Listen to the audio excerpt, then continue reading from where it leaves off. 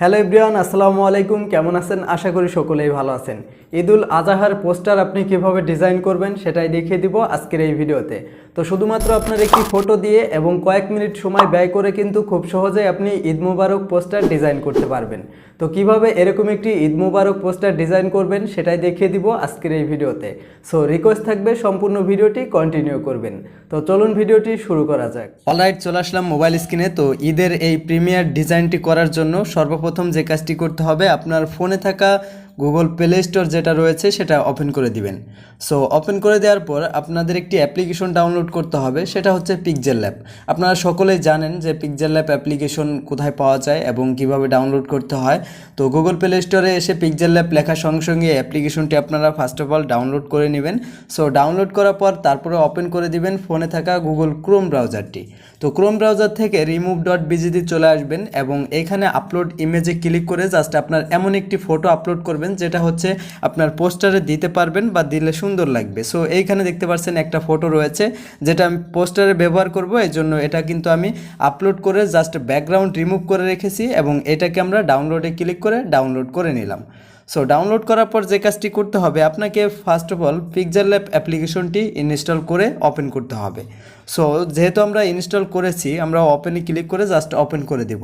তো ওপেন করে দিলে এরকম একটি ইন্টারফেস আপনারা দেখতে পারবেন। তো এইখানে আপনারা যে কাজটি করবেন, বাম পাশে দেখতে পারবেন মাই প্রজেক্ট নামে একটা অপশন, এই মাই প্রজেক্টের উপরে জাস্ট একটা ক্লিক করে দিবেন।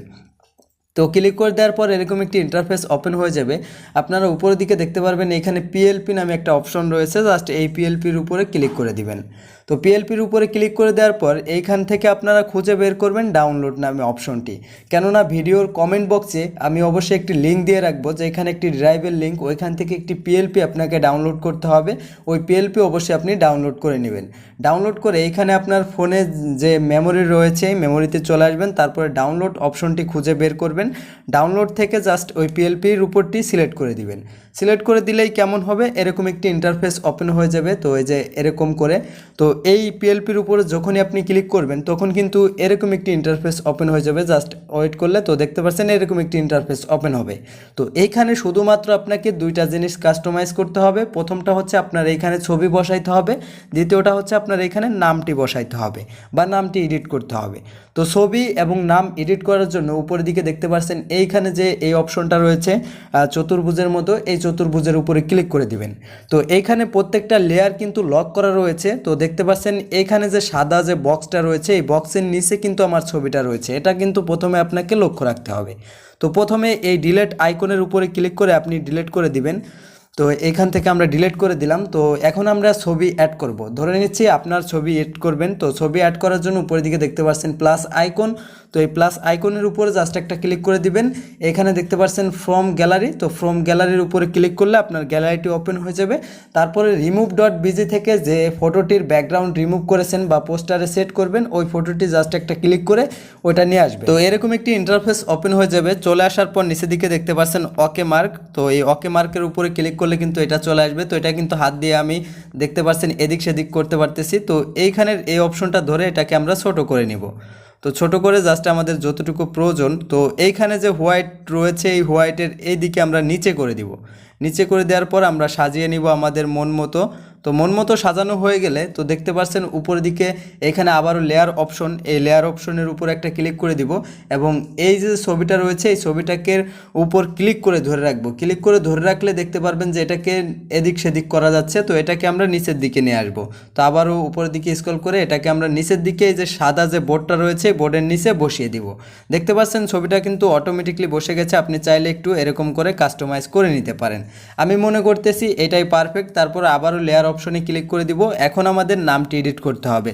তো নামটি এডিট করার জন্য এখানে দেখতে পাচ্ছেন যে শাকিল মিয়া নামে একটা নামের অপশন রয়েছে, জাস্ট আপনারা এখানে এডিট অপশনে ক্লিক করে দিবেন।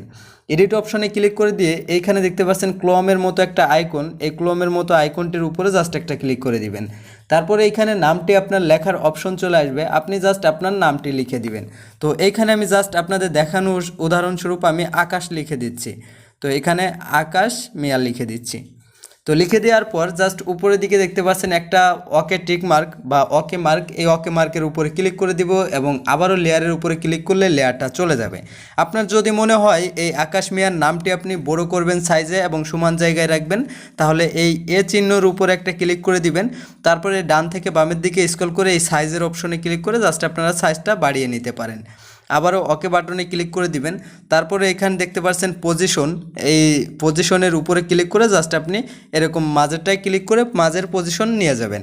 তো এই হচ্ছে আপনার এডিটিং প্রসেস। এটুকু কাজ করলে আপনি পোস্টারটি ডিজাইন করতে পারবেন, বলেছিলাম 2-1 মিনিটেই পারবেন। সো উপরের দিকে দেখতে পাচ্ছেন পোস্টারটি সেভ করার জন্য শেয়ার আইকনের উপরে ক্লিক করে দিবেন।